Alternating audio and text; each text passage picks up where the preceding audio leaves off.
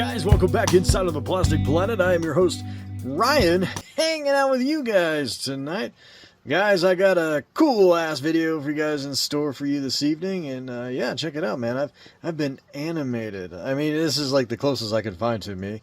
I think I'm about 20 years younger here and probably about 30 pounds lighter, but nevertheless, it was the closest I could find in stock, in the stock availability on the Adobe suite. But anyway, yeah, it's pretty rad. Technology is something, huh?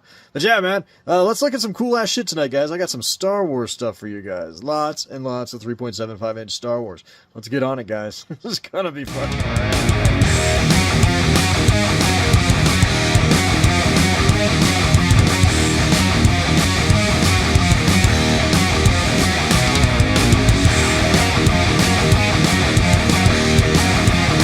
Alrighty, guys. Well, first up tonight, guys, check it out, man. I got the New Republic E-Wing and KE-4-N4, I guess that's the droid, from the Ashoka series.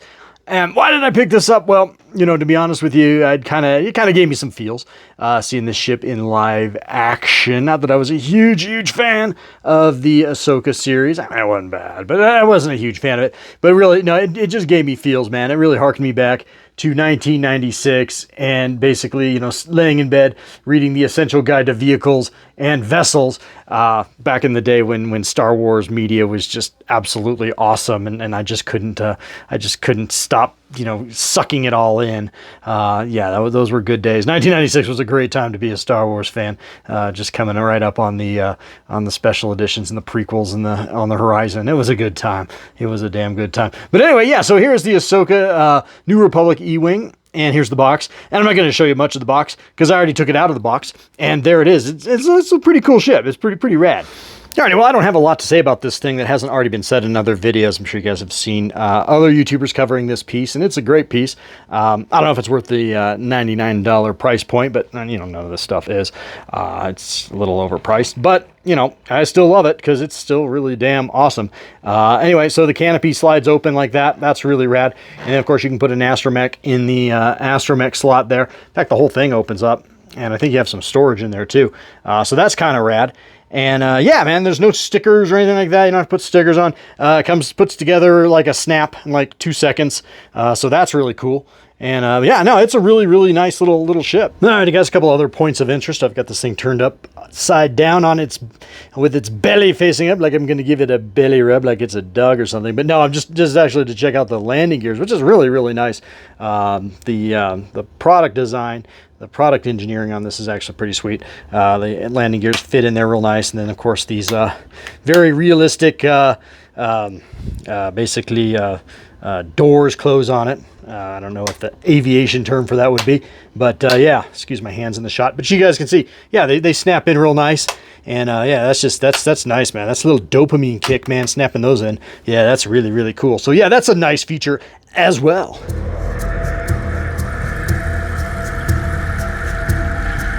Alright, guys, and well, you know, I'm not gonna lie. One of the selling features to this particular ship here was, of course, the droid that it came with, the KE-4 droid. And I mean, let's face it, that was a really cool little Easter egg they threw in the Ahsoka series just to get us old ass collectors all juicy in our privates, man. Because I mean, you know, that droid just, yeah, there it is, bam, vintage R2D2. Yeah, I mean, that's just, wow, that's really cool. So anyway, yeah, let's get that guy out of his package, though. You know, I should probably keep it in the card or something. I could sell it later, but that'd be stupid, because that's not why I buy my stuff. So let's open it. Alrighty, so once again, there is a KE-4 there, sitting next to his original inspiration vintage counterpart, one of my original 1978 R2D2s. And yeah, I mean, that gives you feels, man. That really gives you feels. I don't know what else to say, man, but it's pretty rad. Yeah, KE-4 is pretty fun. That's a fun little droid. Alrighty, guys, and just to give you a little bit of an apples to apples comparison, there is the VC R2D2, the most recent offering in the VC collection of R2D2, next to KE-4 there. And of course, once again, we still got the vintage dude in there as well. And I'd show him with the third leg, but I don't know what I did with my R2-D2's third leg. It's somewhere around here. You know, they detach, as you guys can see, his third leg to KE4 is right there. But I don't know where my R2-D2's one is currently. But yeah, there you go. That's a nice apples to apples comparison. And just kind of see what these guys look like together. And to put KE4 in his droid slot, this piece comes off, and then you just kind of slide it in, and it's oh, shit! Anyway, yeah, it's fine. It's fine. It just popped right off. But yeah, I shouldn't have put pressure on it while holding the camera. But yeah, as you guys can see, yeah, it's pretty rad. Yeah, I hope it's not broken. And here's one more look with that Duros pilot I got from that Rebel Pilot Variety Pack that I showed off in my last video. This is the Duros X-Wing pilot, or that, or some dude just, you know, trying out for the Blue Man Group or some shit. But yeah, no, that looks pretty cool. And yeah, the actual pilot for this piece, the E-Wing, is sold separately, each sold separately. And yeah, I should get her in a couple months or so. But yeah, I got her pre-ordered on Amazon currently. But yeah, anyway, yeah, pretty cool, pretty rad.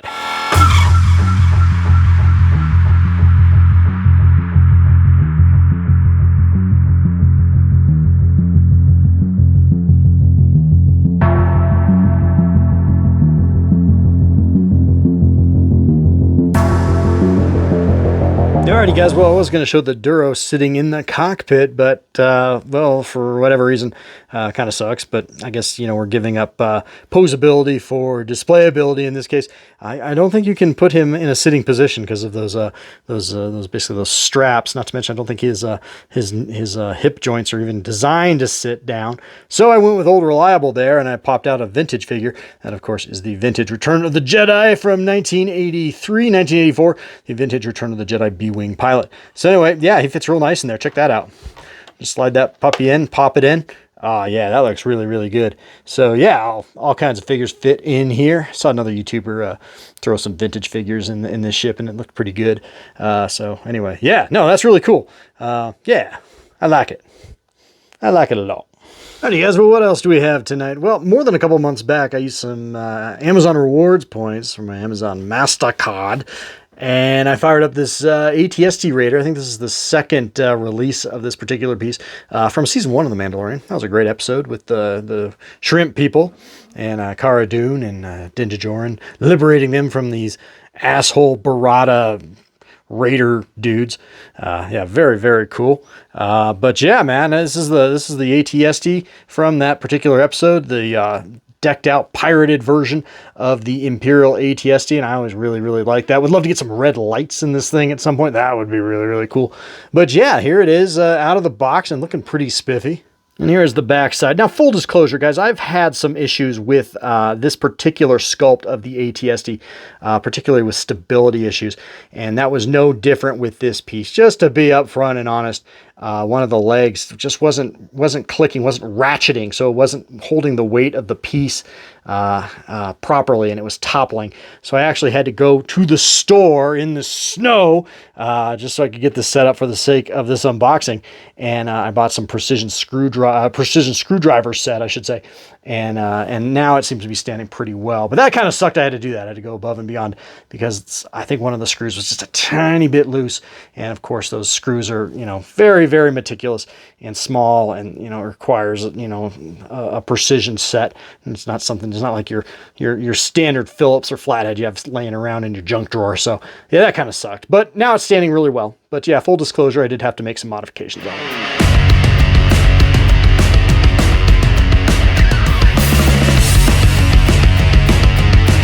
And taking a nice look at that Clatoonian Raider that he comes with. And yeah, he's really, really cool. I love the detail on this piece, on this particular figure. He's got a really cool skiff guard blaster. If it'll stay in focus. 3.75 inches, such a chore to do because the camera never wants to stay in focus. Always wants to focus on shit behind it. But yeah, there's the Clatoonian Raider looking really, really badass. And then moving over here, we have the ATST itself, and it's got some netting on it and some wrappings around it. So it looks really, really kind of, I don't know, like it's been modified a little bit. It's got some like pirate raider paint decos on it and looking really, really cool. I like this one a lot. I really love the way they portrayed the ATST in that particular episode. You know, growing up, we always saw ATSTs just get clowned by Ewoks, and so we always kind of thought it was kind of a joke of a weapon. And in that episode, it was kind of proven otherwise because it was so awesome and so intimidating, and just done very, very well. Like most episodes from season 1 and 2 of The Mandalorian. Really dig that shit. But yeah, this is a really cool piece. Alrighty, and lastly tonight, guys, not to follow up 2 vehicles with just a standard VC figure, but this is no ordinary VC figure. This, of course, is the farm boy Luke Skywalker. I've got 1 billion Luke Skywalkers, now I got 1,000,000,001. And yeah, this one's really, really awesome. Just looking at the packaging, oh man, that gives me feels, man. That's Star Wars right there. That is really all Star Wars is to me right there. That is amazing. And so that gives me some fucking feels. And the figure looks really, really good too. So we're going to get this guy out. Alrighty, guys, real fast. There's his accessories. Comes with this droid collar, his unactivated lightsaber, and his activated lightsaber. And then, of course, there is the figure himself. Man, that is dynamite. This is probably the best. I think this is the best farm boy Tatooine Luke I've ever seen, at least as far as realism goes. You know, nothing will ever beat the 1978 lemon-colored haired Luke Skywalker for me, just from a sentimental feels perspective. But just, you know, just as far as screen accuracy and awesomeness, this one might be the best. Alrighty, and one more quick look with all of his accessories applied, his droid collar and his unactivated lightsaber clip in really, really nice. They just peg right in there. And, of course, the figure itself is absolutely dynamite. I love this one a lot. This is a great figure, and for $16, yeah, it's worth it. Yeah, that's really rad.